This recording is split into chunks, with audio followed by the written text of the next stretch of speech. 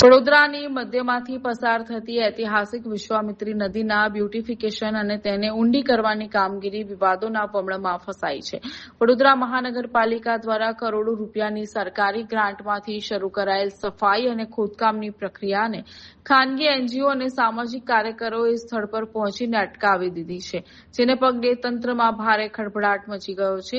પર્યાવરણવાદીઓ અને પ્રાણી ક્રૂરતા નિવારણ સંસ્થાઓના આક્ષેપ અનુસાર હાલમાં મગર અને ટીટોળીના સહિતના જળચર તેમજ ભૂમિચર જીવોનો બ્રીડિંગ પીરિયડ સંવર્ધન કાળ ચાલી રહ્યો છે. આવા નાજુક સમયે જેસીબી અને ભારે મશીનરી વડે કરાતા ખોદકામને કારણે નદીમાં રહેતા જળચરોના જીવ જોખમમાં મુકાય છે અને ઈંડા તેમજ માળાઓને ભારે નુકસાન થાય છે. પાલિકા તંત્રની ઘોર નિષ્કાળજી સામે રોષ વ્યક્ત કરતા 40થી વધુ એનજીઓના અગ્રણીઓ અને પર્યાવરણવાદીઓ એકઠા થયા છે. તેમણે આક્ષેપ કર્યો છે કે મહાનગરપાલિકા જળચરોને સુરક્ષિત રાખવામાં સંપૂર્ણપણે નિષ્ફળ ગઈ છે. એક નહીં નીકળે, એક જોડે એક છે ને આપે ને જ્યારે તારે સ્લાઇડ ચોંટેલા હોય.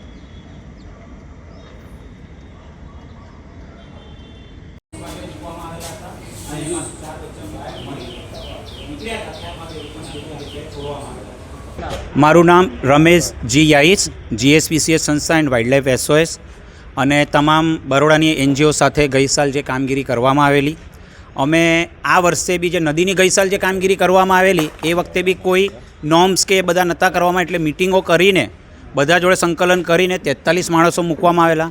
ત્યારબાદ આજે આ વર્ષે જ્યારે જાહેરાત થઈ હતી 3/5 તો અમે મિટિંગમાં એ લોકોને કીધેલું કે તમારે જ્યારે બી કામગીરી ચાલુ કરવાની હોય તો તમે એનજીઓના માણસ તથા વન વિભાગના માણસ સાથે રાખીને કરજો.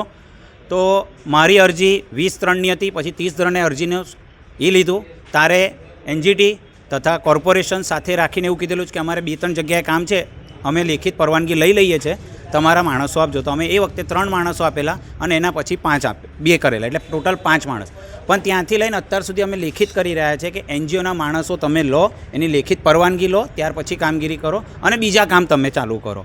તો એની અંદર હાલ 6 જગ્યાએ કામગીરી ચાલી રહી છે. 6 જગ્યામાં ચેતક બ્રિજ, ઉર્મી બ્રિજ, રાત્રિ બજાર અને કૃત્રિમ તળાવ, અને એક બીજું કામ ચાલી રહ્યું છે કમાટી બાગની અંદર. પણ કમાટી બાગનો જ્યારે અમારાથી સર્વે લેવામાં આવ્યો તો ત્યાં 62 મગરોની હાજરી હતી અને 35 ડેન હતી, એટલે અમે તાત્કાલિક ધોરણે એ કામગીરી બંધ કરવાની કીધેલી. RFO શ્રીને રજૂઆત કરી, RFO તથા ઇન્જિનિયરો પાસે સર્વે કરીને એ હાલ પૂરતી કામગીરી બંધ કરેલી છે, એ ટોટલી બંધ કરેલી છે. હવે કમિશનર સાહેબ 2 વર્ષથી આ કામગીરી દરમિયાન કોઈ 2 મહિનાથી આ કામગીરી દરમિયાન અમે 4-5 વાર લેખિત રજૂઆત કરેલી છે કે તમે માણસોની સંખ્યા વધારો, કાં તો વન વિભાગમાંથી તમે સ્ટાફ લો, વન વિભાગના રેસ્ક્યુઓ ત્યાં સ્થળ પર હાજર હોવા જોઈએ, કાં તો એનજીઓના હોવા જોઈએ. અને એનજીટી ચુકાદાની અંદર લખેલું જ છે કે તમે લોકલ એનજીઓનું સંકલન રાખજો, એ બધું કરેલું. પણ ખબર નહીં 2 મહિનાથી આ લોકો નથી માનતા. અને આજે એક મગરનું બચ્ચું રેમ્પ પરથી રેસ્ક્યુ થવામાં આવ્યું છે, એ વન વિભાગ ખાતે લઈ આવવામાં આવ્યું છે. અને આ તમામ 74 દિવસની કામગીરી દરમિયાન હાલ 28 મગરના બચ્ચા નીકળ્યા હતા, જે કામગીરી દરમિયાન 17 ત્યાં તૂટી ગયેલા છે. 11 ઝૂ ખાતે મોકલેલા હતા. 5 દિવસ પહેલાં 4 બચ્ચા આવેલા હતા, તેઓને મુક્ત કરવામાં આવેલા હતા.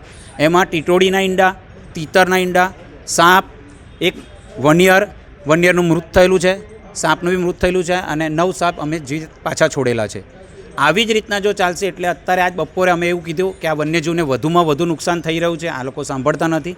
એટલે તમામ જે ઈજાદાર છે બેકબોન તથા DRને મૌખિક રજૂઆત કરેલી છે કે તમે આજ પછી અત્યારે કોઈ કામગીરી કરો ના, જ્યાં સુધી વન વિભાગ તથા એનજીઓનો સ્ટાફ ના હોય, જેથી કરીને વન્યજીવને નુકસાન ના થાય.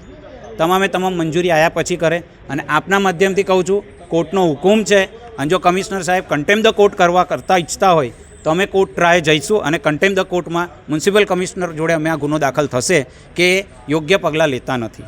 જો દિલીપ રાણા સાહેબે આટલી મહેનત કરી હતી અને સચોટ કામગીરી કરી હતી તો આ કમિશનર સાહેબ કેમ નથી? ખાલી નદી નાળા સાફ કરવાનું નથી, તમે નદી નાળા તો આ કરી જ રહ્યા છો. વરસાદી કાસમાં જે કાર્યપાલ ઇન્જિનિયર મનીષા પ્રજાપતિ છે, એમને કોઈપણ જાતની મંજૂરી ન લેતા તેઓનું ઈટાજી રોકવામાં આવેલું હતું, પછી મંજૂરી RFO પાસેથી લેવામાં આવી, ત્યારબાદ કામ. તમામ કાસમાં કોઈપણ જાતની મંજૂરી નથી લેવામાં આવી. આમાં કાસો બી વિશ્વામિત્રીનો એક ભાગ છે, જેમાં ભૂકી, બોચરાજી, આ તમામ. એટલે એમાં ધ્યાન લેવામાં આવે. અમે RFO સાહેબને એક અરજી કરેલી છે કે અમે કામગીરી અત્યારે NGO તરીકે અમે બધી ટોટલી બંધ કરેલી જ. અમારી પાસે વિલ પાવર તો છે પણ મેન પાવર નથી, બધી જગ્યાએ પહોંચી નહીં શકે અને BFO સાહેબે બી આમાં કોઈ પણ અધિકારીની લેખિત મંજૂરી નથી કરેલી કે તમારે વિશ્વામિત્રી કે કાસોમાં કામગીરી કરવા માટે ફરજ બજાવી.